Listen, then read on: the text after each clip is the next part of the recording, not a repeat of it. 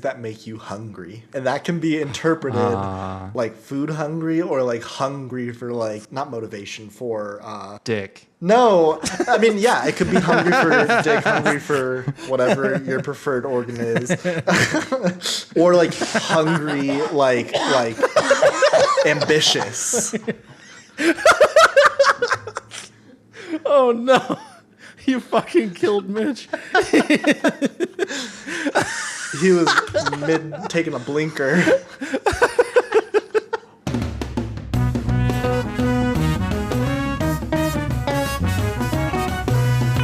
Hello, everyone, and welcome to another episode of Blockbuster, where three dudes talk about movies that we like and sometimes don't like. My name is Ben, and I'm one of your three hosts. Hi, I'm Mitch. I'm also one of your three hosts. And hello, my name is Lucas. I am your host with the most spice. He's lying. The most melanin, that's for sure. No one here is the host of the most this week because we are not doing our normal thing this week. We are doing our end of the year episode. And we thought it'd be fun to just kind of fuck around, you know? Fuck around, ask each Find out. ask each other some questions, take stock of the year. It's been a year. We're recording this on the 14th of January. So, and we've been doing this for about a year. I think we started, when did we start? First published episode. March. We recorded in March 25th. Yeah, March. Okay, so it hasn't been an entire year. But a majority of the year. Yeah, it's been a year. We got a lot done. We released, how many episodes have we released? 19? 21 episodes. 21 episodes as of today. And this will be our 22nd. Hell yes. 21 episodes, 21 is a lucky number.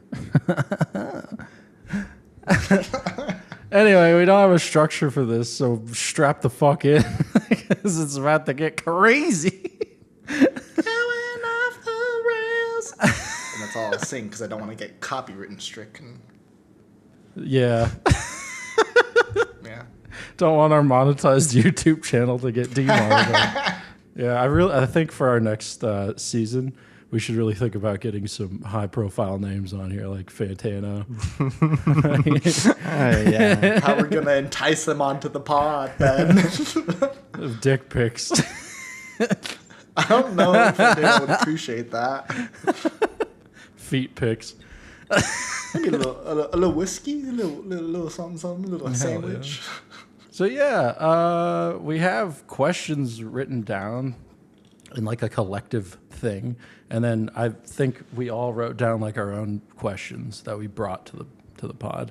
We're not just asking random questions. We're trying to be like collective of the past year podcasting. This is our first ever podcast that we've done. This was like a huge project. This is the first time that we have ever worked together on something besides Ben, you and I actually worked together. We were co-workers. So yeah. Creative enterprise. Right. Yeah. So let's look back at what we've done and see what we can do in the future. Okay, so let's start off with an easy one. What's the best movie we watched for the pod this year? We have to agree. We're not getting out of here unless we have a unanimous decision. Oh, wait, no. We all have our own answer. Yeah, no way, Jose. Lucas, why don't you go first? Yeah. Fuck me. What was the best movie you watched? I think my favorite movie that we watched this season was La Chimera. And I can say that because I didn't watch it before we watched it for the pod, even though I recommended it. But it was a lot of fun. I think it was a really cool movie. Probably one of my favorite movies of the year in terms of like me watching it. I think it came out in 2004 though, right? No, I think it's like 2024. 2024. We're yeah, so good at our what? job. Oh my. Yeah. Yeah, but we can talk about La Chimera a bit. Yeah, I really liked La Chimera. I went back and I gave it a 7. I think, honestly, though, like I look back on it quite fondly and I am keen to rewatch it. And I think just it's warmed up. It's been a grower for me personally. Yeah. So I think it was, I had a fun time talking about it. I think, well, this answer for me is regardless of us talking about it. But I did have a fun time talking about it as well. it was just so warm and grainy and like tasty visually, and then emotionally it was very impactful. It was a little like esoteric and mythological, and it did what movies and cinema should do, is like bring wonder back into the world and beauty. I'm surprised you didn't say Everything Everywhere Same. all at once. That's what I Oh, would we guess. know I love that. I love that movie. But I had already seen it. That was, again, like my 11th watch of Everything Everywhere All at Once. Wait, so we're not allowed to choose movies that we've seen before? No, you No. are. This is just what he's Oh, making. okay. Yeah, don't get me wrong. Everything Everywhere All at Once is up there. But in terms of like best movie from the pod that we've watched this season, I don't know. La Chimera stuck with me. Everything Everywhere All at Once has already left its imprint on me. Yeah, La Chimera is sick. I really enjoyed talking about it. I enjoyed the fact that I enjoyed it more after talking about it. It's cool when you can like think through a movie and you hear other people's opinions. It's like, oh fuck, I didn't think of it that way. It's like, oh, it's you know what? Something was actually going on with it. That's cool. Also, Josh O'Connor's hot, and Italia is amazing. yes. Oh my god. Oh my god. Also, one of my favorite moments, Ben realizing the woman named Italia is a symbol for Italy. Like sometimes it takes you a sec to realize the obvious. I had help from like video essays about the movie for sure on that one It's also our most watched episode on YouTube. on Yeah. YouTube. On YouTube. On Spotify? No, Spotify is the first episode. Oh, Which, yeah, God. come on, Spotify. Catch up. Watch some of our newest stuff. Oh, God. That's another movie that I'm starting to like more, is Saltburn. I actually enjoyed that more in retrospect. Whoa. Yeah. It's fucking gross and I love it. Yes, I agree. I'm glad it's growing on you. Well, Ben, what was your favorite Why movie? the fuck do of I the have to pod? go when I'm the one who didn't prepare? I'm just trying to steer the ship, bro. I'm just trying to steer the ship. All right, That's all. fine. You want me to No, go? no. I can vamp for you. I can vamp What's for vamp? you. Yeah, what? Like take up airtime, just like make, small talk, chit chat. Is that a vamping. thing? Or are you making May- that up? It is. Let's look this up. Fact check. Vamp refers to a seductive, mysterious vampire. Thank you very much. Is that the AI overview? He's smiling because it This is an AI-free podcast. You or me, Ben? I'll go. My favorite movie that we watched for the pod is First Cow. I know I picked it. I don't give a fuck. That movie's awesome. That was a juicy morsel. Yeah, it's solidified Kelly Reichardt as one of my favorite directors. She is a fucking master. Very unique. Honestly, that was close to one of the top for me. Yeah, it was just cute. It was funny. It was deceivingly serious, and like you thought it was just gonna be silly, but like it's also got some like heavy hitters in there, and yeah, I think it made me really enjoy Kelly Reichardt as well. Is she the director of The Hurt Locker? No, No, that's Catherine Bigelow. That's Point Break, right? yeah, Yeah. My bad. Wow. Hurt Locker with Kelly Reichardt would be crazy. I know. Right? Or First Cow with Catherine Bigelow. That's hilarious. Why was it your favorite, Ben? It's difficult to pick one out of the list that we Yeah. have, because there's really quality ones that I want to pick, and then there's really like personally favorite ones that I want to pick. That you picked. Yeah. And First Cow is like the middle ground of both of those. It's astoundingly well made, and also I love it to death. My favorite is Portrait of a Lady on Fire. It's my favorite film, full stop. And it's beautiful. It's heartbreaking. It's tender. It is astounding. Is it a triumph? triumph. Oh! Wait, you're saying that Portrait of a Lady on Fire is not just your favorite movie we've watched, but your favorite movie of reality, of eternity. Of movie. Whoa. That's huge. I can't argue with that. You know, if somebody told me Portrait of a Lady on Fire is the favorite movie, you know, that's a valid pick. It is a valid pick, for sure. It's a beautiful movie, very emotionally heavy and beautiful and light. It's sweet, Yeah. tender. It's expertly made. There's a lot of really cool details in it that you could spend hours talking about. or 1 hour and 18 minutes and 37 seconds. Which I cut a lot. We talked for a long Yeah. time on that episode. Yeah. I cut a lot from that episode. Kira was on that episode too. Our honorary fourth host. Yeah. Yeah. The hostess with the mostess. For those of you who don't know, you can see that our podcasts are somewhere between 1 to 2 hours, usually 1 to 1.5.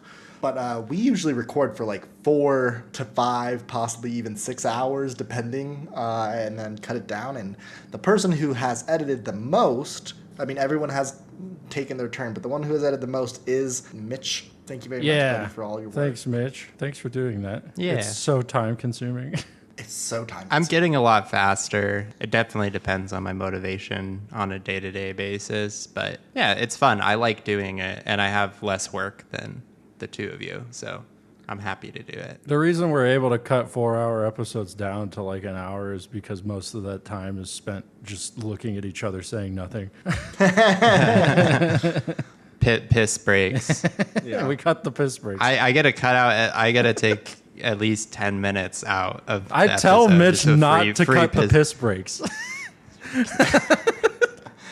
When I get to a piss break, it's so nice because I'm like, oh, I can cut a big chunk out, and it's not as daunting. where Yeah, it's like- you feel like you accomplished. Yeah, you feel so I'm accomplished. such a good versus editor. you cut out like 10 seconds of dead space, and you're like, there's still 3 hours left. How is this gonna work out? All right, let's go to the next question. Does someone else want to read this one? Let's go round robin. All right, I'll go next. Ladies and gents, what was the worst pod movie we watched? I think I know what you guys are going to say. Is it a published episode? Knew it. I Yes. knew it. Yes, it's a published episode. It has to be a published episode. I don't think it has to. You don't think? I think it has to, because the one viewer we have isn't gonna know what the fuck we're talking about. Oh, for sure, but maybe this drums up demand that we do it justice and revisit this movie. Pick it on an epoch. Pick it on a different epoch. Please don't. I'll do it. We'll run it Please, back. God, don't. Or I'll name the film me and Ben are talking about, but I won't talk about it too much because we didn't publish the episode in which we talked about it. It's Suspiria, which was Lucas's 2018. pick in basically the second epoch. We crashed and burned because me and Ben were having none of it. And that is on us. We did a bad job, and it's When I our tell fault. you, I was trying to get to the first scene, and Ben had to stop me at every sentence, every word, to tell me how shitty the movie was. It goes to show the quality of that fucking movie. Also, at the same time, I loved the movie a lot, so it was hard for me to deal with. And this was, again, like Mitch said, our second episode, so it was hard for me to know how to deal with people you love not enjoying something you dearly love and want to share in that love. So I think we all learned a little bit from that episode. And, We all grew. Yeah, Yeah. I You learned. know, the podcast could have been over. It could have been it. should have been over. I learned. But it made us I stronger. learned that you need to shut the fuck up sometimes, Hey. and drastically cut back on my commentary. So, Suspiria aside, my least favorite film personally that we watched this year was Another Round. Oh, yeah. I found it very irritating. Grown-ups behaving badly is a genre that I find irritating to begin with, and this really grated on me. I struggled through that movie. I know it won the Pompadour at Cannes. Do not care. I think it's bad. Put that on wax. Mitch doesn't care about the Palme d'Amour. Ben can't pronounce it. No, that's fair. I personally actually want to rewatch the movie because I wonder, was I being too critical? One, this was post Suspiria, everybody. This was like the next movie after Suspiria, so I was salty. But two, I don't know if I was being too critical on it, and if I just wasn't trying to watch it for analysis and I was just watching it to have it on, would I have enjoyed it more? I'm not sure. So I kind of want to low stakes rewatch it one day and see what I feel about it. Maybe I'll feel the same way. Maybe I'll hate it even more. Maybe I'll love it. Who knows? You sure you watch it? It's a good movie. It's dope. My co-hosts are fucking wrong. But also, I have more fun than both of you, so. I don't know about that. I mean, how much fun can a hetero person really have? Okay. All right. That's true. On that note, Ben, what about you? It's kind of a lame answer, but Fed Up. Fed Up was rough. I waffled on Fed Up, yeah, between that and like it was. I didn't want to pick. It felt like low hanging fruit. is, Like I wanted to pick a movie. To be honest, all the other movies that you guys chose were fun. I really don't have a problem with any of them. I did with Saltburn, but thinking back on it, like I don't think I dislike it as much. Straight Up had charm. It was trying to do something. I didn't like it, but it's not as like offensively bad as Fed Up. It's not in the same ballpark. So That's reasonable. it would be, unfair of me to say that over Fed Up, which, had an obsession with obese children and making them cry. Yeah. I mean, Straight Up, I think for its faults, what shined through was like you could tell this was somebody's like first attempt or first really large attempt at doing a major motion picture like this. And so I think there was still that charm of like, you can see its potential, you can see what it was trying to do, but Fed Up was just like bad. It was just bad. I still think back to that fucking graphic they had where they compare that meal from McDonald's to that random meal that you can get from the grocery store. And they're like, this one costs like $10. This one costs $4. This is why you're fat. I have to say, Ben, I'm joining you. That is also the worst pod movie that I feel like we've watched. And the worst part was when I watched it, I was like, oh, fuck, I recommended this. Oh, fuck, they're going to tear into me. Well, in the end, we all had fun tearing into yeah. it together. Yeah, that was a fun For sure. episode. Isn't it weird how, like, when you recommend a movie, you have, like, a personal connection to it? It's weird, right? It's like, Absolutely. I don't know. I didn't make this movie. I Exactly, didn't have yeah. anything to do with it. Maybe that's a fault on our part. Maybe we need to do better about separating ourselves from the art. But I'm never going to choose my favorite movie for this pod because I couldn't stand it if you guys didn't love it. Be bold. No. Never be afraid. I'm not going to do that. No, be scared. What if we like Hide it? under rocks. though?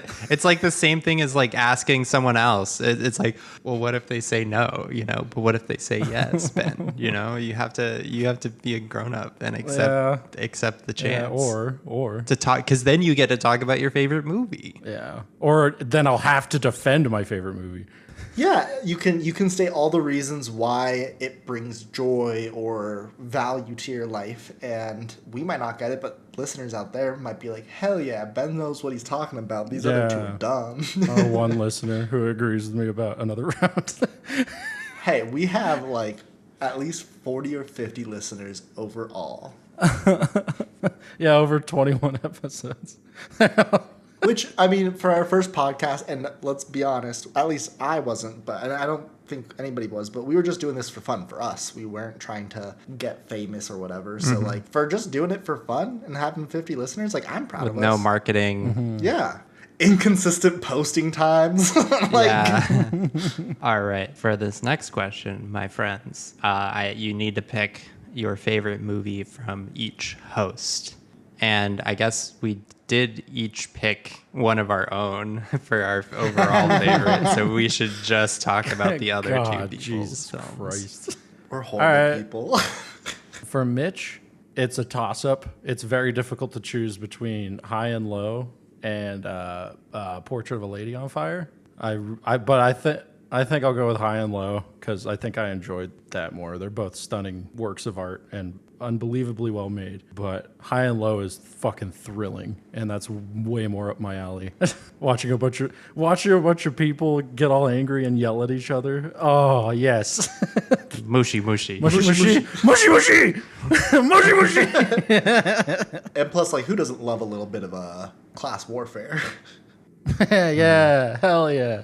And then Lucas, that's tough. That's really tough. So many good ones to choose from, I know.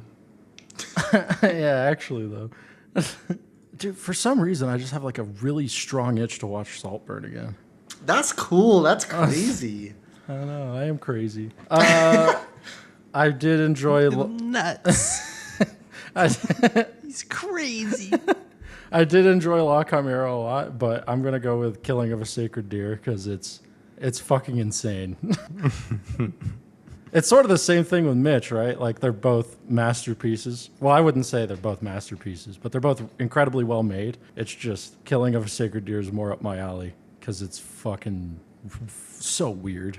I'm glad that you like Killing of a Sacred Deer. It is, yeah, it's out there. It's weird. It's strange. Very happy that you took pleasure in it. When I recommended it, I was like, Ben's either going to love this or hate this. I think it's a lot more geared towards Ben's taste than mine, for sure. What does that mean? Now that I understand.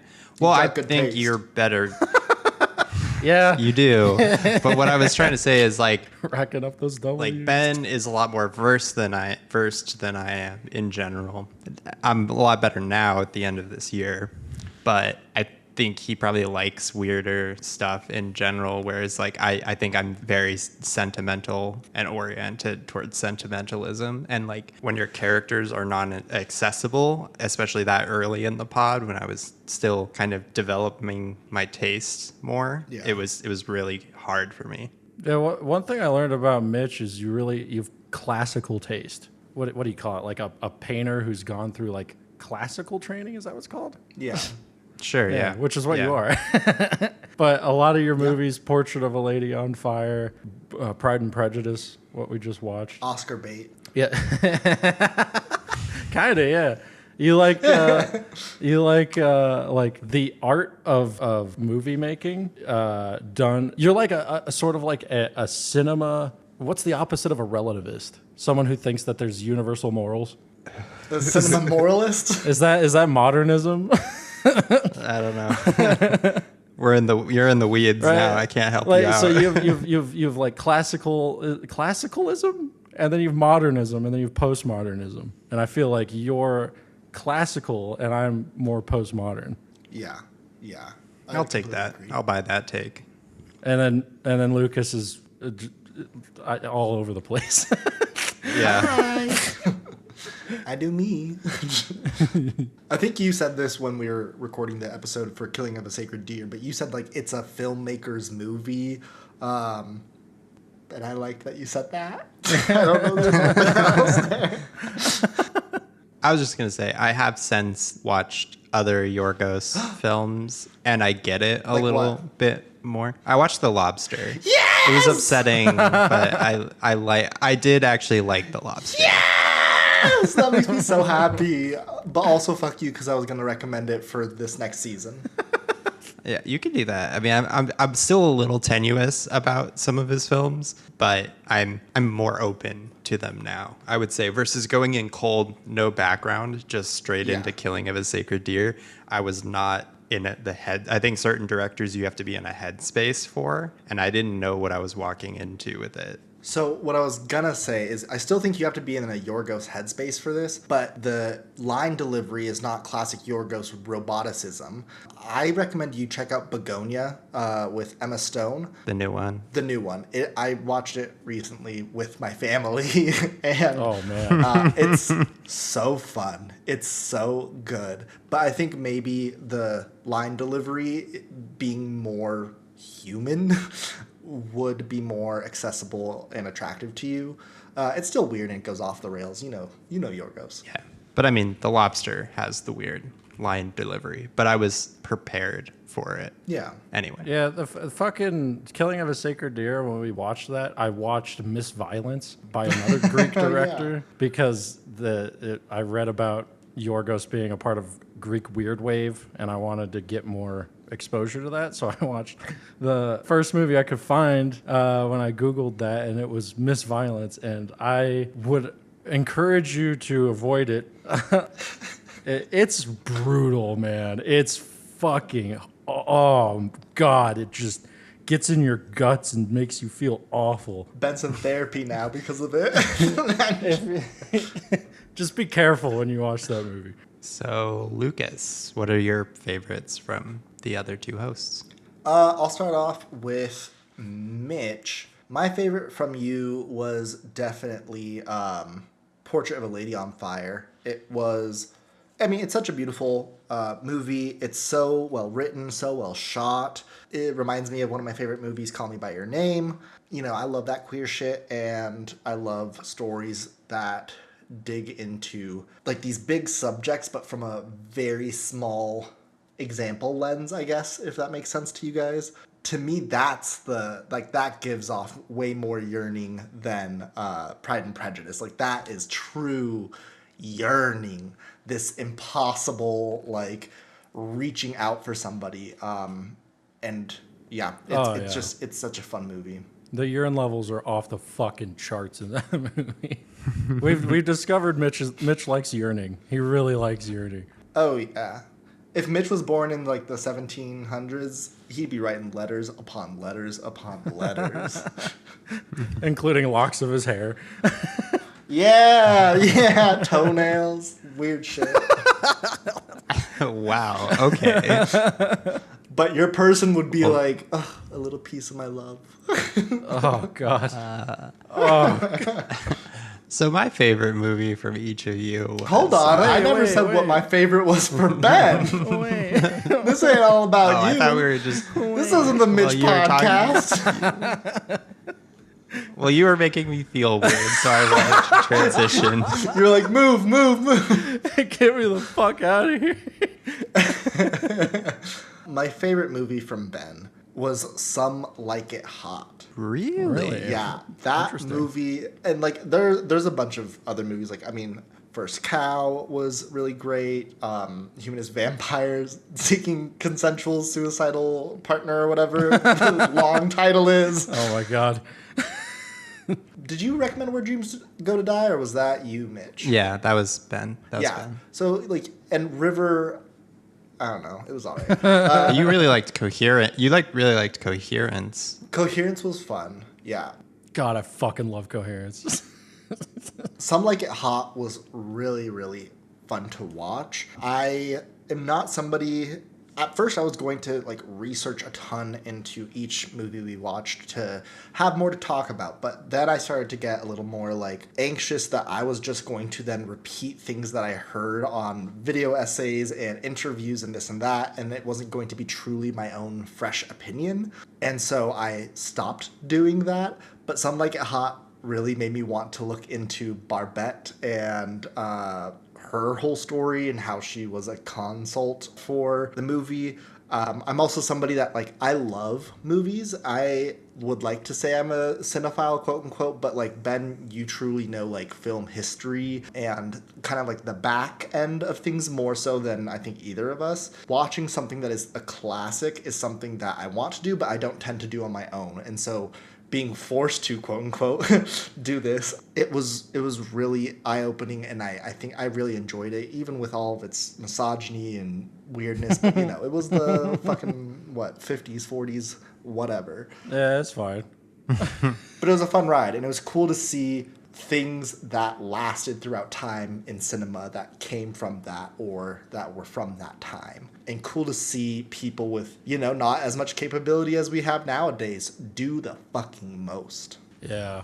That's my favorite part of watching Some Like It Hot too, is like comparing it to our standards for today and seeing what their attitudes towards, like, you know, cross-dressing, femininity, that kind of stuff, their attitudes towards that was.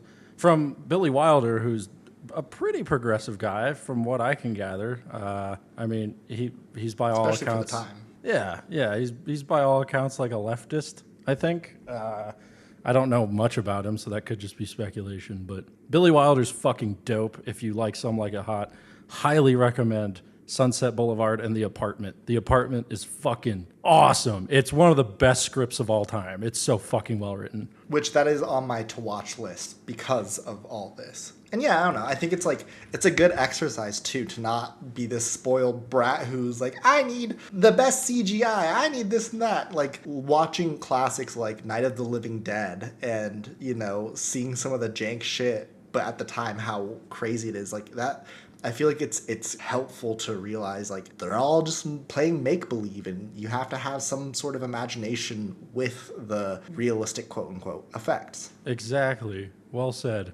Like the theater. Like the theater. Oh, yeah, it's fun to see like the seams in a movie. Yes. Also, Shirley MacLaine is fucking beautiful. Anyway.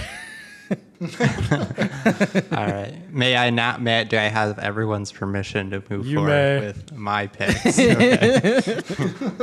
I'll start with Lucas. My favorite Lucas pick was Everything Everywhere All at Once. Woo! I think it's a really good movie.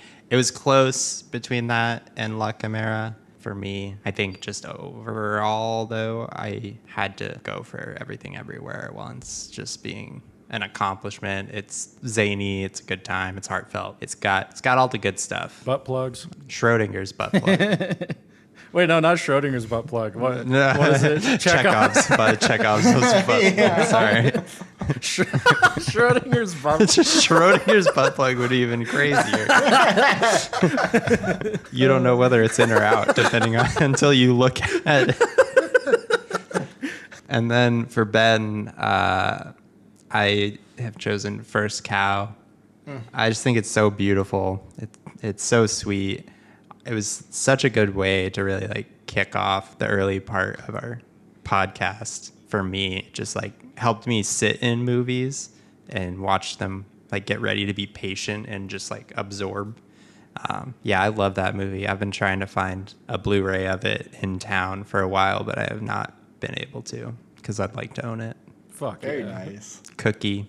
Oh, yes. Cookie. Gotta love Cookie. Fuck yes. I also think like First Cow was kind of a proof of concept. We initially were going to be doing a theme for every episode, and every episode, each of us were going to recommend a movie, and we were going to watch all 3 movies and then discuss all 3 movies and edit it down to within this time span of Like 2 hours. yeah 2 hours. We were so fucking stupid.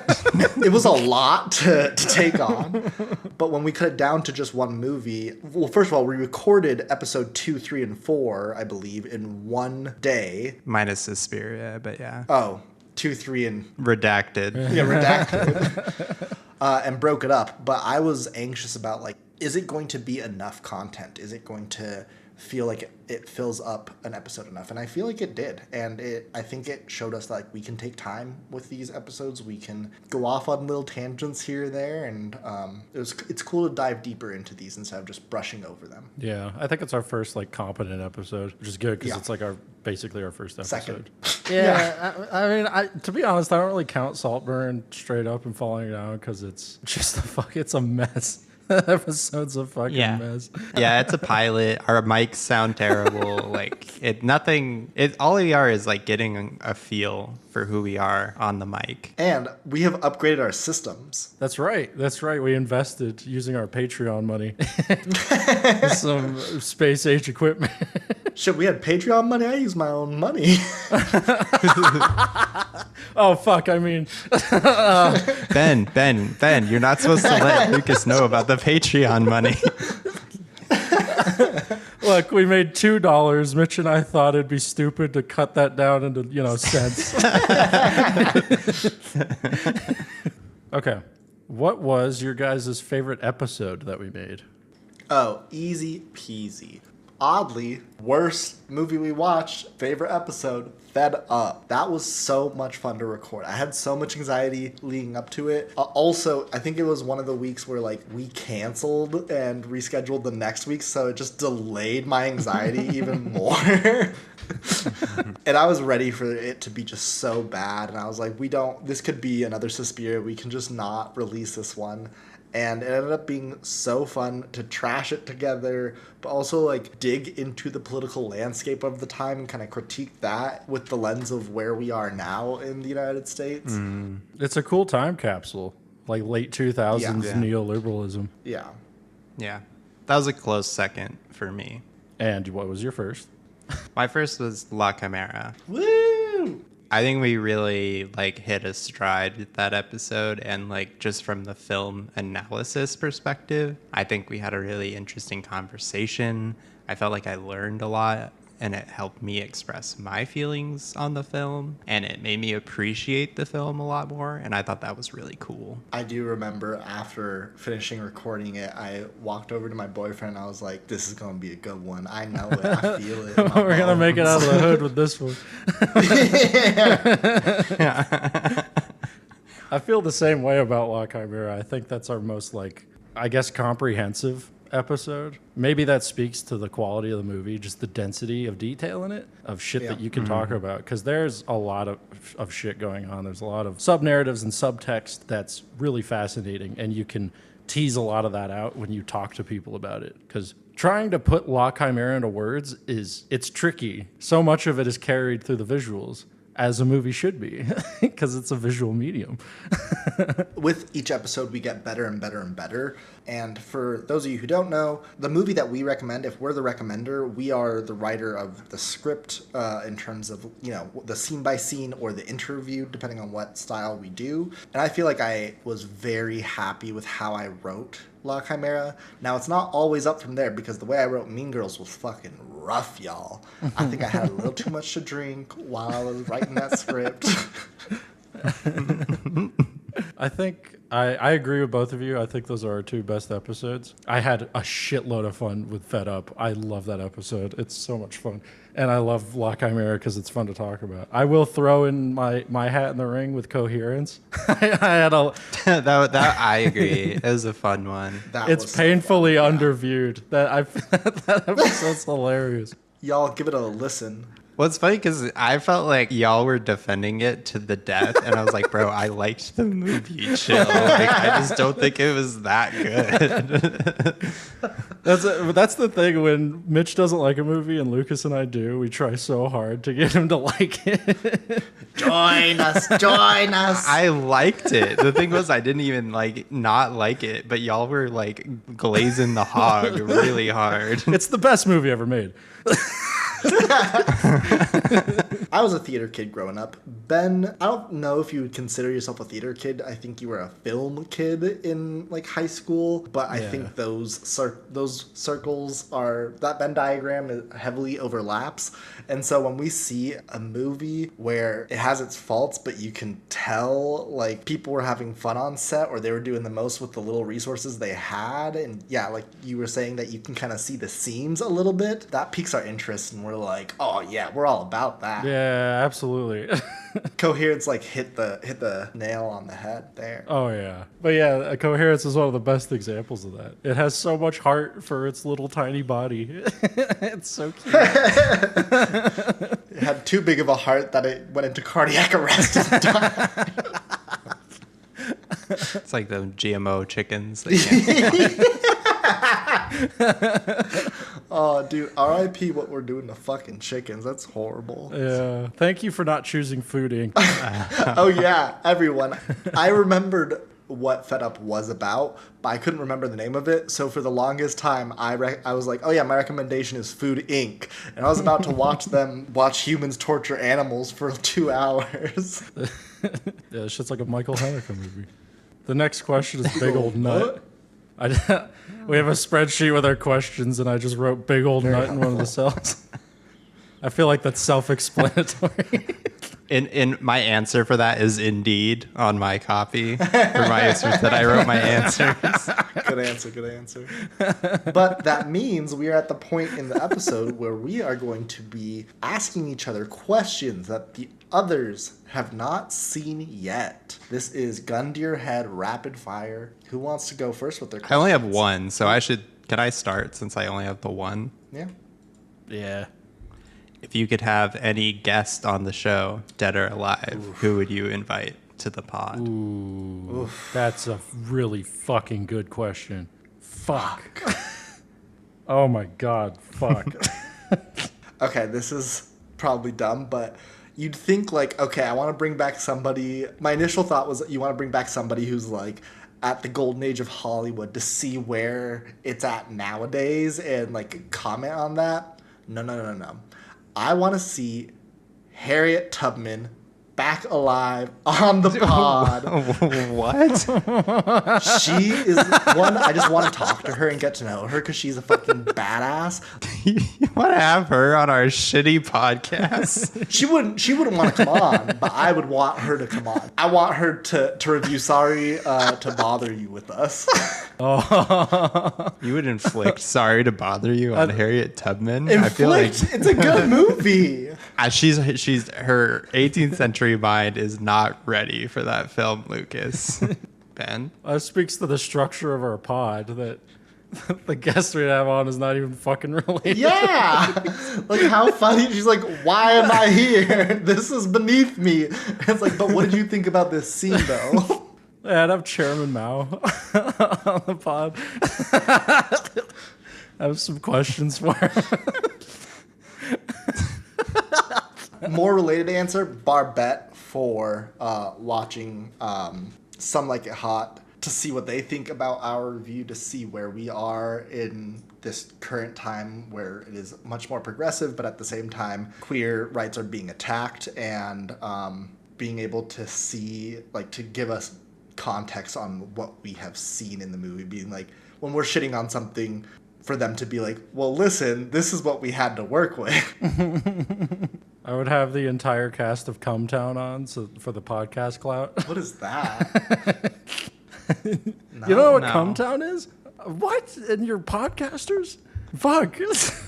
It's a comedy podcast with Stavros, Nick, and Adam. What? Forget it. Forget it. My uncultured hosts. Can't believe you don't know what Come Town is. I think honestly I'd choose Anthony Fantano. That'd be kind of sick. We're all fans of the Melon, and he seems like a cool guy. I'd like to pat his bald head and ask him about movies. I think he lives in New England. Could drive down to see him. Yeah, I think he lives in Connecticut. Come on the pod, Fantano. My pick would be I had two in mind for this, but my heart says Keanu Reeves. I'd be so disrespectful. Dude, it'd be Hell so yes. fun. And my content brain says Barry Keoghan. Oh, that's a real answer. Yeah. That's amazing. Yes. Compares dong No, to no, the no, dong no, that no, he no, no. hangs in fucking salt. Kyogen would treat you with respect. We can't even pronounce his last name right. Barry Keoghan. Is it or is it It's not Keegan? Keegan. Keoghan. Okay. I don't fucking know. Also, weren't these supposed to be rapid fire? Shit. Oh yeah. Okay. If you could if you had to describe your 2025 using a movie title of one of the movies we watched, which one would you choose? First cow. First Cow. What? It's my first cow, it's my first podcast. The killing of a sacred deer. The deer is democracy. This year is shit, y'all. I'm changing my answer to high and low. Okay. Some highs, some It's lows. not a bad one. I'm going with Hey. fed up. Fed up with this Yeah, shit. Fuck fuck ice. First question. So, Ben, you and I have worked human jobs with each other before, but this was all of our first time working on something creative together. What was the most difficult part about working with me on a project? or each other. with you? It doesn't have to be me, but what was the most difficult part about working with each other on a project? I would just say scheduling. I think it's just hard for three adults to be able to set down one day, one evening a week to do something. That would be my biggest, you guys as co-hosts, I don't really have anything super specific. It's just the challenge of running the show. Except maybe Lucas, you could put your mic in better places at times. I am trying to invest in a mic arm. We're not that rich yet. We're getting there, y'all. That's a given, the fucking fundamentals of it, the scheduling, having time to edit. I don't edit anymore because I just don't have time. And also, I edited in Premiere and I sold Adobe because Adobe can eat shit. So I'd have to relearn it all in Audacity, and I'm just way slower. But from an emotional humanist vampire. From a humanist standpoint, the hardest part is coming to a pod and learning to deal with the fact that your friends don't like what you Yeah. It's hard to That deal was with mine. Suspiria was really hard for me, y'all. It's hard to, and again, like you were saying, none of us have made any of these movies, have invested or have any stakes in any of these movies, besides the fact that we like them. It was still hard to like feel vulnerable and be like, this is something that means a great deal to me, and hear people be like, yeah, it was kind of shit. It's also difficult to like come up with things to say that are like valuable, because we produce a product, we produce a podcast that people listen to, and the reason they listen to it is multifaceted. They're either learning something or they're connecting with us, and bringing that to the pod, it's difficult to do sometimes. Yeah. But that'll probably come up in a later question. All right. If you could swap the director of one movie we watched with the director of another movie we watched, which one would you choose? I think I have to say the Hurt Locker director needs to direct First Cow. Catherine Bigelow needs to direct First Cow. I think that would be incredible. I also will be doing a swap from that in a similar vein, but I'm going to have Akira Kurosawa make Point Break. Oh, yeah. Oh, that would be fucking awesome. Can you even imagine? That would be so fucking cool. Mushy, I would mushy. choose either.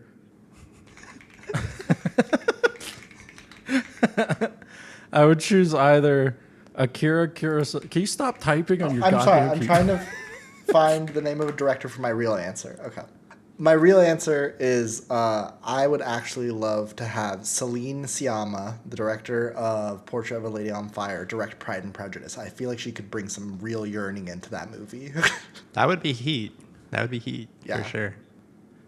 It'd be good, but I mean, that's like I don't know, just I don't know. You're going from an 8 to a 9. Going like, from a 5 to a 10. Let's be real. It's uh, my personal take. okay. Yeah, you know what? I don't know. I would say I would get either Akira Kurosawa or Denis Villeneuve to direct River. Whoa, that would be very different. Danny Villeneuve's River would crush. Wouldn't that be that'd be fucking sick? Especially if they had the budget he usually has nowadays. There's like fucking wormholes Yeah. and shit in his version of River. Ryan Gosling. Imagining like some sweeping fucking like Yeah. dolly shot on her face when she comes. It's still all oneers, but it's Ryan Gosling's in it. It's still all oneers, but it's like, yeah. Good question. I like that question. My next question is kind of a gag. Sorry, y'all. Mitch, would you please say the word for a paid personal driver?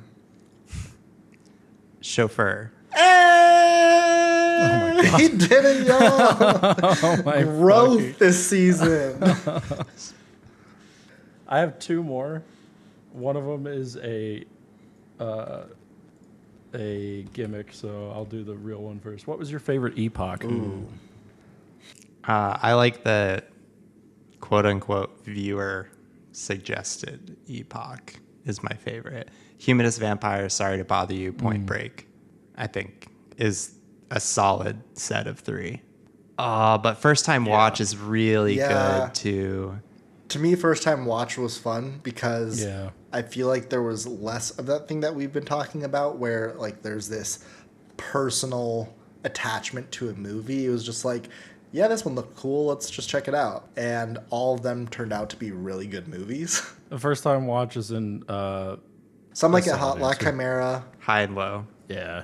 I think movies the others haven't seen was probably the most interesting for me. Yeah, actually no. First time watch was probably the most interesting, but the most fun was Multiverse Time Fuckery.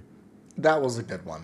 That was a lot of fun. I mean, Arrival's solid. Everything Everywhere at Once has a personal pull to me. Coherence was a fucking hoot. Yeah. And I think that was also a challenging epic because it's hard to do scene by scene when shit is everywhere and convoluted and there's time fuckery happening. It was really a test in like, can we make this work? When everything is everywhere happening all at once. Yeah. My next question is, have you guys shared the pod with anyone in your real life? If so, how did that vulnerability feel? My wife knows. That doesn't count. She's part of the pod. Your wife has I know. been on the pod. I told one coworker, I think he listens. Shout out to Joe, if you're listening, Joe. Come on, Joe. Yo, fuck yeah, Joe. Let's go, Joe. I don't know. It felt fine. I think I told him at a point where I was starting to like feel really like proud of it when we kind of had gotten our sea legs. I wasn't too scared because I don't know. If they don't like it, they'll probably just not listen to it. Yeah, I've shared it with a lot of people in my life. I'd never really get nervous about that kind of stuff because it's fun to share things that you've made with other people. I don't think any of them listen to it regularly. But yeah. Nice. I have shared it with my sister, who I think either has watched it or hasn't. If she has, she hasn't told me. And then I shared it with a coworker who either hasn't watched it or she has watched it and doesn't want to tell me anything about it. But I was a little anxious about it because I was just like, I brought it. I like talked about it at work a bunch. Like, oh, like I can't do something late tonight because I'm recording the podcast today. Blah blah blah. And I've had a coworker be like, "Is this you guys are feeling it out and figuring yourself out, or do you want me to watch this with somebody else?" And I was like, well, we're figuring our stuff out. This was like on episode 2, and I was like, I don't know yet. Every person I've told about our pod, I'm like, yeah, I'm doing a pod tonight. They go, oh, No, that's true. As a male with a podcast, people are like, is it that sort of a podcast? No. Very liberal podcast, y'all. it's like, no, we hate, Yeah. we don't hate. We're not talking about financial shit. I just don't have the time and resources to sleep with my wife. That's why I outsource that. If it's not building capital, it's not worth my time. This is the last question I have. How many movies that we watched for the pod would you say are a triumph? I have to go through the list and count. Well, we could just, it's not a long list. We go through each one and each of us say it. How about that? All right. I'm going to skip the first episode. First Triumph. Triumph. cow. Yeah, that's Triumph. Absolutely. Fuck yeah. Sound of Triumph, Metal? for me at least. Yeah, It's I all think right. that's a Triumph. I like it, but it's not a Triumph. Lucas is shaking his head.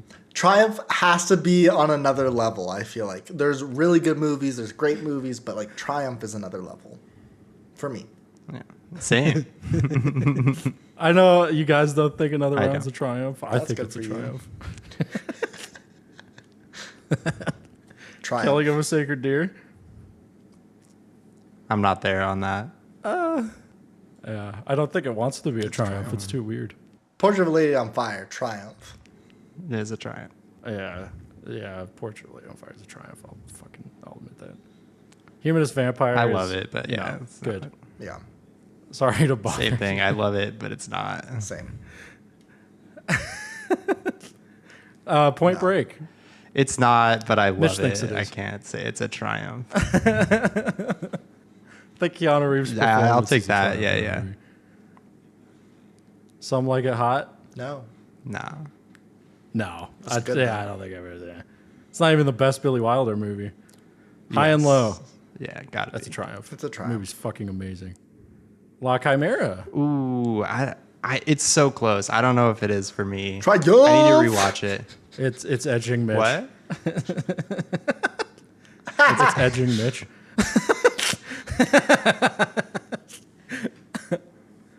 It's good. I think it's good. I think it's a little too boring, but Coherence is the No. best movie ever made. Everything, everywhere, all at Triumph. once. Yes.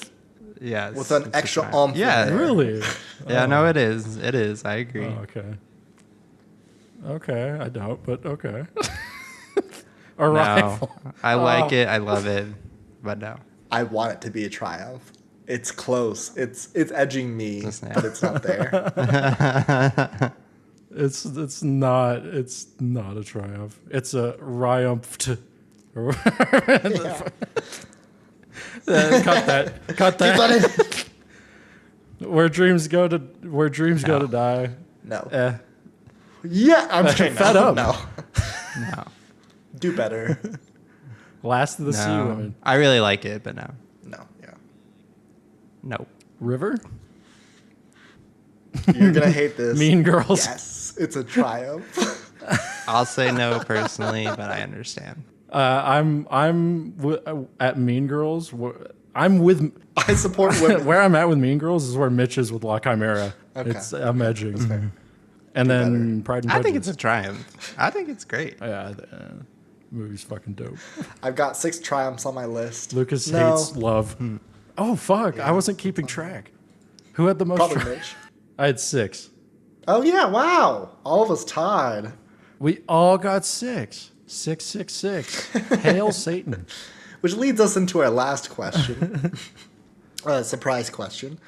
I think I kind of already revealed a little bit my answer, but yeah, we watch movies. If it's our Do we? If it's our recommended movie, we do script writing, maybe even a little research on like director and cast. But how much do you guys research a movie? Do you guys watch video essays and interviews after watching the movie before recording? Do you guys save it for after recording? What is your research style? And do you want to change it in the new year? I used to do, like when we first started, I did a lot of research for each episode. Just kind of like looking up the history of the movie, the context of it, like the person who made it, what their beliefs are, what they tend to like talk about in their movies, what the movie's about, what people say about it, that kind of stuff. And that I feel like that was really valuable. I don't do that anymore just because I don't have time. Fair. It's hard to like watch a movie and then spend even more time you spent watching the movie doing all that research. That's why, documentarians have a difficult job. But I would like to start doing that again because I think that's valuable content. It really depends on my relationship to the film and my level of investment, how much research. I think sometimes if it's a first time watch and my interest is piqued, I'll dig deeper. If I'm the host with the most that week, I'm going to put in the work. So if I have access to bonus features, for instance, like if I own the movie, I'll go and I'll watch all the bonus features for background or director commentary. Like this most recent time for Pride and Prejudice, I watched Pride and Prejudice twice, once just normal, once with director commentary. So it just depends. But yeah, I don't do very much research on y'all's weeks. It's more host with the most stuff for me. I think, I did start off doing like interviews and video essays on movies, but I stopped doing that. I do think, like Ben, I want to do more research on like the director or maybe the person who did the music for the movie or some of the actors, but I don't want to hear other people's opinions on the movie. I will do that after the fact, but I think my goal for this next season is to do a little more research on, the director, writers, whatever. I mean, that is kind of one of the questions we have coming up. Maybe we could just address it now since we're sort of on the topic. The biggest thing we learned about podding / what we want to do differently, because like that's kind of my answer. My answer is literally, I learned how hard and how much work podcasting is, and I want to do more research prior to recording. That's like literally my answer to that question. So Yeah, to make a podcast good, you have to give good content. You have to give something, right? And if you do the research and the work to, talk about the movie in a way that people might not have thought about originally or might not have the information, then that's valuable. That's what I'd like to do differently is have more of that. Because all our best episodes are when we talk about interesting shit that we found or when we riff on shit, like riff on something that we had the ability to jump off of. So if we had like a good idea, having that structure helps to, be able to be spontaneous and fly off the handle and talk about shit. Yeah, I mean, I'd agree. 2 other things though, like one, in the prep of it, it's just learning how to write a good script. I think I'm still figuring it out. Again, I'm proud of my script for La Chimera, and then in the process of recording, like I have so much written down, but like naturally things will get brought up by other people. So knowing when to skip something, knowing when to read something out loud, understanding timing of it all, that is something I want to get better at in the new year, and not doing too much in script writing. Also, I am somebody that is like a very visual person, and this medium of art is audio. When we first were recording these episodes, you know, when somebody else was talking, I would be like nodding very heavily, like, yes, I agree. Then realizing no one is going to see that or hear that. So I had to then speak up and say yes, or have some sort of audio agreement. But then balancing that with not interrupting too much, which is something I can tend to do in real life and on the podcast. That's something I also want to learn how to express those things in a more audio form. Yeah, I mean, all the best podcast people interrupt each other. It's fine. Oh, for sure. I feel like we might give each other too much of a leash on that. You know? I Like, oh no, after you. I mean, yeah. this is not true. As the editor would not say. Okay, all right. What is the best new film to us? This can be from the podcast or otherwise in your year of watching stuff. I'm gonna gun to your head. We're gonna start with Ben. I'd like to shout out 2 movies that I watched, not for the pod, but I watched this year and really enjoyed. I saw Secretary and Apollo 13 for the first time this year, and I really enjoyed both of I them. knew you'd love Secretary. My co-hosts are cringing right now. Oh my god. What the fuck is wrong with I Secretary? haven't seen know. it. I know it's. I've seen it. It's dope. Someone loves incest. It's so bad. What? Whoa, what the fuck? Isn't No, that what it is? Lucas? No. No, it's not what that is, Lucas. Fuck. Lucas just builds his own lore. Maggie Gyllenhaal. It's kind of like What am I thinking of? naughty, fun type shit. I don't know. I haven't seen it, but It's so naughty. It's so naughty. But it's like I haven't seen a lot of movies where sex is like the narrative device, you know, where sex is a theme. It's usually kind of like a flavoring or in the background or to spice shit up. Secretary is one of the, I guess, I'd have to think about it, but probably one of the first movies I've seen, almost 29 years old, or almost 30 years old. One of the first movies I've seen that like you makes sex the focus, and it does that in a really compelling way. It tackles like, you know, BDSM shit, power dynamics, and like how that can fulfill you as a person and fill you as a person. It's a sexy movie. Sometimes it's weird. Like sometimes David Spade does some things that are just fucking weird. Like he offers her some hot chocolate, which is fucking weird. But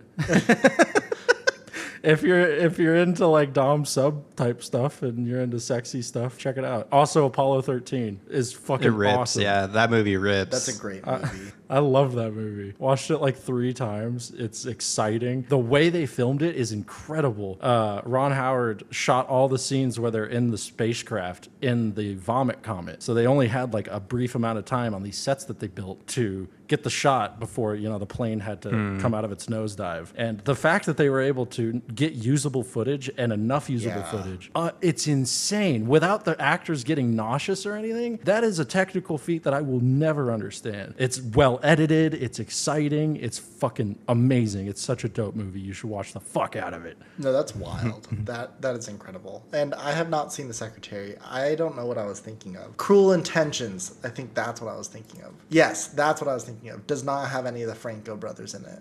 okay. Neat.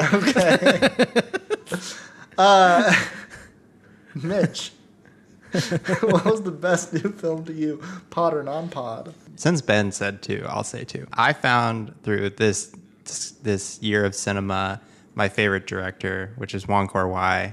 My favorite film of his is Chungking Express. Man, that movie is so good. I'm very excited for an opportunity to throw it in an epoch soon. Would you hate me if I watched it before you suggested it? No, you can watch it before I suggest it, but fine, I'll just pick a different Wong Kar-wai for that. His bag is deep, y'all. His bag is deep.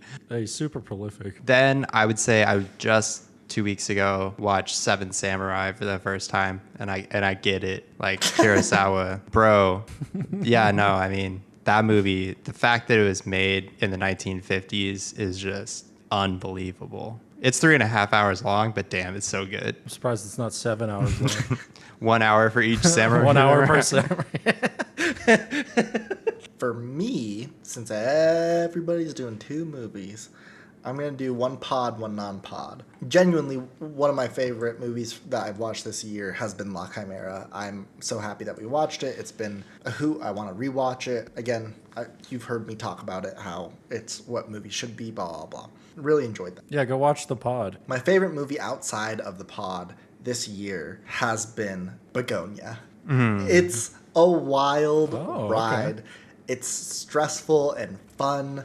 Emma Stone does a wonderful job, and Yorgos Lanthimos has some sort of obsession with Emma Stone. She's been in 3 of his movies. Yeah, Poor Things, Kinds of Kindness, Begonia, The Favorite, and The Favorite. and The Favorite. And I'll also say Jesse, how do you say his last name? Jesse Plemons? Plemons. Oh my god. Oh my god. Palmones. Jesse Plemons is incredible. I love his work in Civil War and a bunch of other stuff. And Breaking Bad, baby. this year has made me come to a realization. I'm saying it here, first on the pod, Yorgos Lanthimos is my favorite director so far. Okay. I love his shit. shit. It's out there. Okay. It's fun. It evokes something. I don't know what's coming next with his brain. You and like I the love fucked up shit? it. Oh, yeah. I want that trauma. Come on, mama. My questions Yeah, next, Yorgos right? is great. Honestly, fuck. Hold on. That's who I should have said. I want Yorgos Lanthimos on the pod. Tell us about Greek Freak Wave. What was y'all's favorite performance from the films we watched? I got mine off the dome because I wrote it down. I'm going to give the nod to Best Actor Performer Ke Huy Quan in Everything Everywhere All at Once. Whoa. I love his performance in that. It's so tender. It's so funny. It's so sincere. It's great. Rips. He absolutely rips in that movie. Yeah. Yeah, he plays Yeah. Waymond, right? And Alpha Waymond. Waymond's character is so fucking right. Yeah, he has to play this sweet husband, and then also this epic badass. Yeah. Or he gets to. I think he also does a great job with that, and he has to do kung fu. Since mine is in a similar vein, I would have to say my favorite performance of this season has been Michelle Yeoh on Everything Everywhere All at Once. Leading star, incredible performance, incredible emotion. You initially meet her and she's not the greatest of people, and I believe Ben said that multiple times in the podcast where he's like, I don't want to like her. But she still comes across as superhuman. You understand where she's coming from, or at least she helps you see her as human, not just a bad person. And you can really see her growth over that movie. Just hilarious, fun, and very wild. Also, she does kung fu. They do all their own kung fu. It's incredible. No, her performance was fucking excellent. Like she keeps, I mean, film is an inherently subtle medium when you're talking about acting because, you know, the camera can get really close to you. So you don't want to overact unless you're in like, you know, a Tarantino movie or something. but she has so much like under the surface. Like her acting is so subtle in that movie. And I also love that performance a lot. Good choice. Donk. I have the correct answer here. Sure. I'm giving the nod to Toshiro Mifune from High and Low It's a damn good for performance. his performance of King Gonzo. No, what was his name in the movie? Gondo. Gondo. Mr. Yeah. Gondo? King. Isn't it Gonzo? Kingu. Kinga Gondo? I think, didn't they just call him Mr. Yeah. Gondo? Mushy mushy. It's Gonzo. Mushy Mushy? No, it's Gondo. We're so good at our job. It is Gondo. You're right. You're right. That dude, fucking absolute star of the show. So many good actors and performances of that movie, but holy fuck, man! There's so much storytelling going on with his performance as the like patriarch of his family. This like gruff, angry man who's been backstabbed and is in a vulnerable situation and chooses to like lash out. Oh god, it's fucking brilliant. It helps that the script is perfect, but And like a lot of, movies can vary in how much screen time the main character takes up but this movie is like, it's heavy on his shoulders, I feel like. A lot of the emotional weight. Yeah. And like, he made us fall in love with him. The entire podcast, we were like, why are you doing this to Mr. Gondo? Don't do this to Mr. Gondo. He's simultaneously such a fucking badass and an angry person, the type of guy you wouldn't want on your bad side, but you also love him and root for him because he's, I don't know, he's like... The performance, he took the most vigorous shower, I think, in cinema history in that movie. Yes. And not only was he like a strong man and like did all these things, but he was also like his caring and morality came through. That's an excellent answer, Ben. Yeah, one emotion he does really well in that movie is panic. Yeah. That movie is a very panicky movie, and the way that actor Toshiro Mifune panics is just a feast for the eyes. Also, Mifune in and of himself is a feast for the eyes. Ow. Very handsome man. Yes. Oh, bounce. He's mid-20s in Seven Samurai and is in full samurai garb. He's quite striking in that as well. He's kind of a goofball. He's kind of the comedic relief in a pretty serious film. That's cool. I actually need to see this now because I want to see him in a comedic role. He's such a goofball in that movie. Hell yes. It's great. High and Low, it's such a cool movie, and Toshiro Mifune is one of the coolest motherfuckers who ever lived, so match made in heaven. If we were to do a podcast about a different subject other than movies, what would the subject be? I would like to just do unhinged reviews. Just as like its own pod, of different things. Like you could have episodes about noodle restaurants, 7-Elevens, McDonald's, like I mean, infinite. What's the copyright law on profiting off someone else's I think internet that's review? fair game. I think that's fair use. Yeah, that's fair use for sure. It's like, transformative. I remember in college, Mitch and I would look at, this wasn't a very regular thing, but Mitch and I would look at reviews for strip clubs, like Yelp reviews. Oh, yeah. Where it's like, the sushi here is top tier. 10 out of 10. Would come back. And the buffet, like, hit it and quit it. It's so good. Like, nothing to do with the performance, but everything to do with the food It's like served. the best chicken tenders. Yeah. So I could see that being very well. Me and my brother went on a trip to the East Coast recently, and we spent some time in New York. And on the bus to New York, we passed a power station, and my brother found out that this power station has a shitload of Google reviews, and they're all talking about it like it's a restaurant. For me, I think I would love to do a podcast about historical events. One, Mitch and I have a background in like political theory and history, but two, this epic is very much view, watch, like make up your own opinions versus like historical events. We would all have to do a lot of research. Maybe we have a very initial like surface level understanding of a historical event, but we'd all have to do a deep dive to really get into it and talk about it for, a couple hours. I don't think we'd all have to do research, just the person who's subjected is that equal. True, but I feel like still, if somebody was going to talk about a historical subject, I would want to know a little bit about it at least to be able to talk about it confidently. Yeah. But like how incredible it would be to be like, yeah, this one politician who was trying to do this and got beheaded, like they were the GOAT, or like getting a more contextual understanding of our shared history would be cool. History's great. Yeah, fucking nerds. I get hard for that history. I mean, a lot of history, like podcasts, like they put out an episode like every 6 months because of the amount of research. It would be heavy. One of my favorites is Fall of Civilizations. And yeah, he put so good. Welcome to the Glaze Hour. The 6-hour podcast on the Mongols that they recently released. Yeah. Golden. And it's crazy because not only do they release a podcast version, but they release a YouTube video, and the video is truly documentary status. It is quality. It's video. so good. I had no idea. I am like I swear I thought I told you about that. I thought I told you about it. That's my most watched YouTube channel last year because I fall asleep to it all the time. Oh my God. No, this was recommended to me. I literally am a drug dealer at work. I push this fucking video on everybody I can. And nobody watches it except for one other person. Heard of it. You never told me about it. Or are we not friends? No. You should watch it. You should watch it.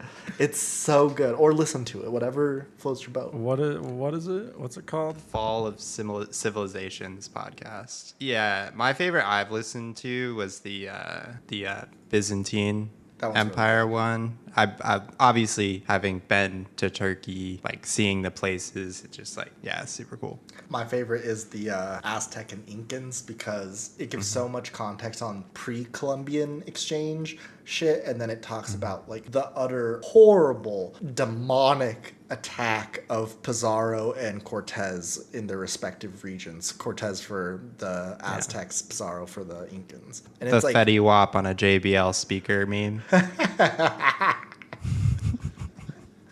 What? You guys have completely fucking lost me. Would you please explain?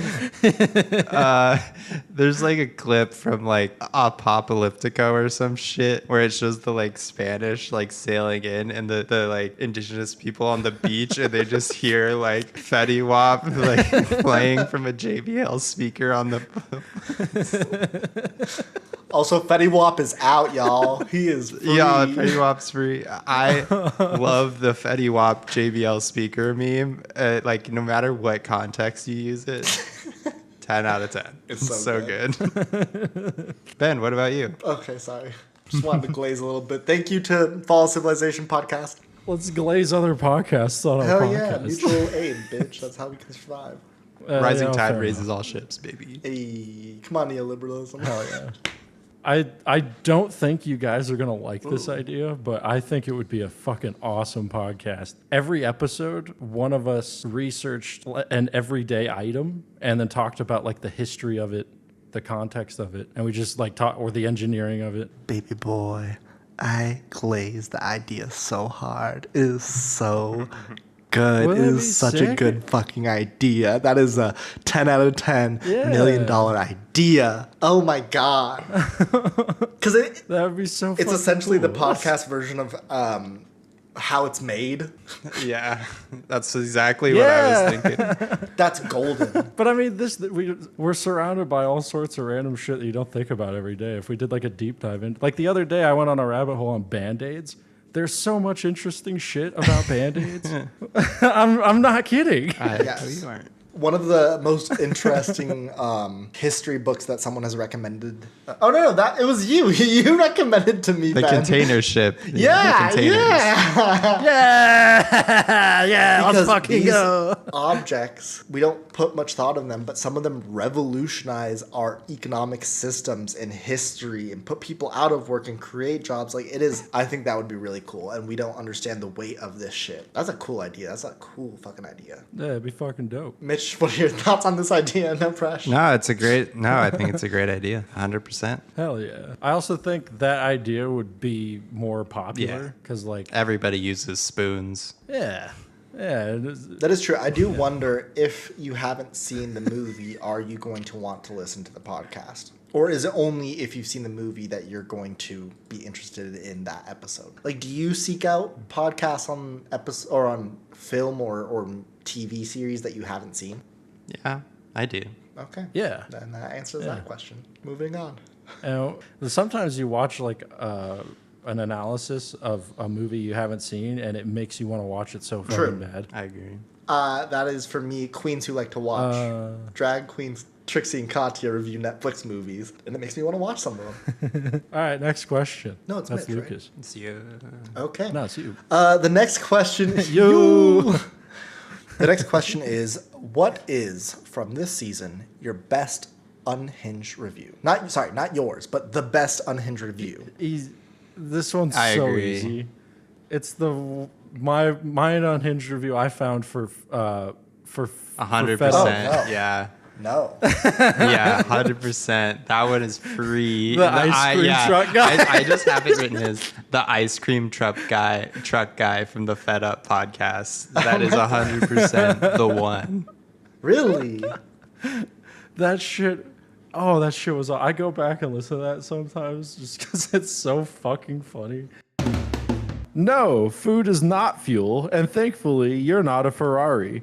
All food provides the body with energy, but this energy can vary greatly. Some foods, such as sugars and refined carbs, give the body a quick jolt of energy. However, more often the body needs more substantial energy from ingredients such as fruits, grains, and legumes. Recession or not, North Texas business owners struggling with inflation prices. I'm fed up with inflation prices.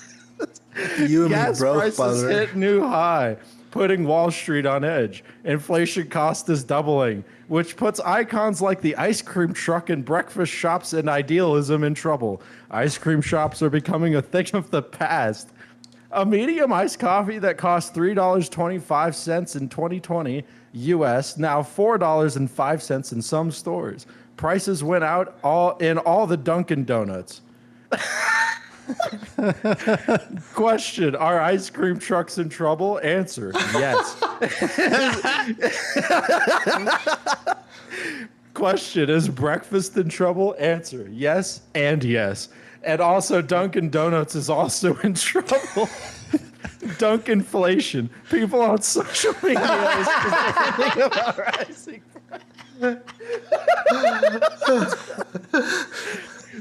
Dunkinflation, damn.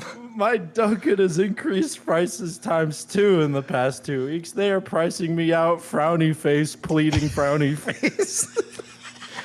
Inside Ition, the ice cream the ice cream truck is a classic way to beat the summer heat. But with the inflation hitting record highs, some ice cream truck owners are struggling to stay afloat.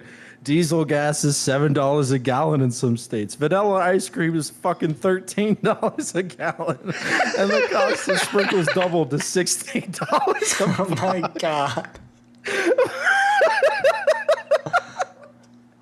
One New York Italian ice owner says he stopped his ice cream trucks because of rising costs. The North American Ice Cream Association says the ice cream truck, unfortunately, is becoming a thing of the past.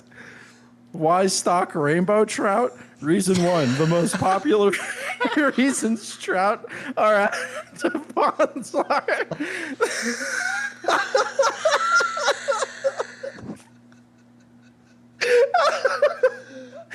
They provide fun fishing opportunities for the entire family. Rainbow trout are easy to catch, and those raised in hatcheries can easily be caught on trout bait sold in stores and even on whole kernel corn. Trout are a cold water fish. Reason 2, reason 2 is literally identical to reason 1. Did he clear his cache into a Google review? Like, what just happened? Oh my god. Samuel Digan from Google Reviews. Thank you, Samuel, you absolute madman. I don't remember that one. You should go back and listen. You don't? I'll have to go It's back a and gem. It was the first one that jumped to mind. I re-listened to it like twice today. Dunkinflation. Oh, okay. I remember Dunkinflation, yeah. Ice cream is a great way to beat the summer heat. Okay. For me then, I was going to say my most recent one with Pride and Prejudice about Mexican beans versus British beans because it so eloquently put into words what I was feeling. Like, this is a good movie, but there ain't no seasoning on this. And I love that. But no, my favorite unhinged review from this season has to be, Ben, the one that you had for Some Like It Hot, because it was unhinged review from back then from a reverend. Oh yeah, I forgot about that. Oh, yeah. And like how That was a wild really it good is. poll. It was a good poll. The producer's name is Jeff. March 5th, 1959. Dear Jeff, for your information, and I am sure, interested reaction, the Legion, that's the Legion of Decency, on March 12th, rated the United Artists film Some Like It Hot, starring Marilyn Monroe, as B, morally objectionable in part for all, with the following objection noted. This film, though it purports to be a comedy, contains screen material elements that are judged to be seriously offensive to Christian and traditional standards of morality and decency. Furthermore, its treatment dwells almost without relief on gross suggestiveness in costuming, dialogue, and situations. Since the initiation of the AAA method of classifying films in December 1957, this film has given the Legion the greatest cause for concern in its evaluation of Code Seal pictures. As you can well imagine, it bordered on condemnation. The subject matter of transvestitism naturally leads to complications. In this film, there seem to be clear inferences of homosexuality and lesbianism. The dialogue was not only double entendres, but outright smut. The offense in costuming was obvious. In the present atmosphere of our society, which seems to be calling for censorship and controls, this picture will only add fuel to the fire. I thought that you would be sincerely interested in our observations. Perhaps they might act as a stopgap in future decisions with which you are faced. With best personal wishes to yourself and staff, I remain cordially yours, Reverend Thomas Little. Boo. Reverend Thomas Little, boo. God's not real. That shit was wild. That shit Historically was important, wild. how wild it is to jump into the mind of a conservative from back then and what seemed like this altering, like stage changing movie. And nowadays we're like, yeah, like that's a movie. Men in dresses. I never. I love that one. Good pick. All right, this is our final question. Yeah. We're going to wrap up the show with a kind of rapid fire new epochs for the year proposals and see what we make of each other's ideas. And some will make their way into the recording schedule and others will not. And if you guys are listening on YouTube, feel free to comment proposals for new epochs. And who knows, if it's good enough, maybe we will utilize that and shout you out. Yeah, Spotify as well, or wherever you listen. We'll say your name. Actually, only Spotify and YouTube, because those are the only places I'll see the comments. Can you comment on Spotify? You can, yeah. I had no idea. Should we each like go in a round? And around. In a round. Okay. I'm going to be fucking winging this. Okay. My bag's deep. It's only 6 teeps, but it's a bag. Oh my God. I don't know. Love it. Do it. Okay. I'll fire off the first. Specific director epoch. So like we could all agree on a director where we'd all pick a film from that director. I think that'd be really interesting. It'd be like Coen Brothers. It could be Kelly Reichardt. It could be fucking, go crazy. I love that. That's a great one. Kevin Parker. Just kidding. He's not a director. Okay. Michael Haneke. I'll go next. Movies with cute animals in them. I mean, I'm down. Okay. I already have one. I have one right off the dome for that. What is it? It's Watership Down. It's a war movie told through bunnies, animated bunnies. Oh, yeah. Yeah. Oh, shit. I'd be so down. That's on my short list for this year. I also like the loose themes. Yeah. You can really go with whatever way you want, and then it makes it fun to try to tie in the theme in the conversation, Yeah, I agree. Yeah. My new epoch proposal would be movies that the recommender doesn't like, but thinks the others would like. That's hard. That's hard. But also could be a lot of fun to discuss. Yeah. Yeah, I like that. Finding the right movies would be hard, but it would be an interesting recording and how you see if you succeed. It's a good challenge at Epoch for sure. Yeah. My next one is bittersweet films. Ooh. Yeah, very broad, but hits an emotional spot. I'm gonna steal Lucas's idea and say an epoch where you choose a movie that you think one host will hate and the other will like. Okay, that's still my idea. I'm so smart. Movies that make you hungry, and that can be interpreted like food hungry or like hungry for not motivation for Dick. No, I mean, yeah, it could be hungry for dick, hungry for whatever your preferred organ is, or hungry, like ambitious. Oh no, you fucking killed Mitch. He was mid taking a blinker.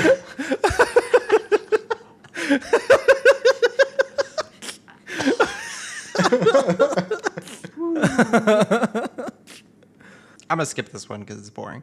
I'm gonna go to Oscar losers. So Nominated? films that nominated but didn't quite cross the threshold. Oh, okay. La La Land. Is that what you're gonna propose, Mitch? No, I wasn't gonna propose La La Land. Movies where someone hangs dong. Magic Mike, here we go.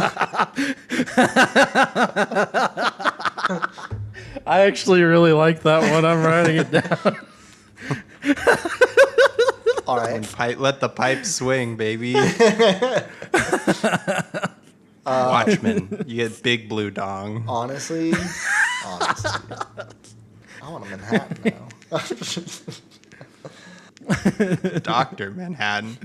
Director debuts. So first movies from directors. Our That's favorite. really good. Nice. That's solid shit. I would like to propose an Eat the Rich epoch. Yeah. What does that mean? Socialist movies? It's interpretive. Eat the Rich. Yeah. Oh, okay. That's a movie that makes me hungry. Dying on your preferred organ. How about infamous movies? Okay.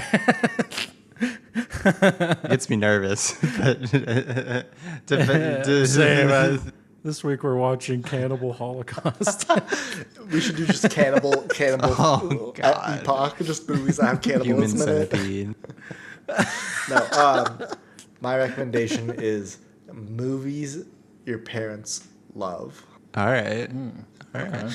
All right. Come on, boomer core. Boomer core. Yeah. My other ones are very broad and boring, so we could call it there unless you have other ones. I have one more. Movies with a budget under $100,000. Ooh. And then vice versa, movies with a massive budget. You're kind of spoiled for choice there. Box office bombs. Ooh. Ooh, that's a good one. Like total flops. Yeah. Yeah. I'm going to write that down. Cult classics. Yeah, that was our end of the year episode. We've been doing this for almost a year. Happy 2025, everyone. I hope this year is better. For you, for us. Yeah, for the world. We are the world. Thank you guys. We are the children. Genuinely, thank you guys for listening. If you have been following or this is your first episode, we really appreciate you guys watching. We went through the analytics of our podcast this year, and it's crazy to know that somebody is listening, and it's somebody we don't know. What? So much love to you. Leave a comment. Yeah. And we hope you'll join us on this journey this coming year. We're only going to get better from here, hopefully. We have so much more bullshit down the pipe. They're ready to fart it all out. What the fuck?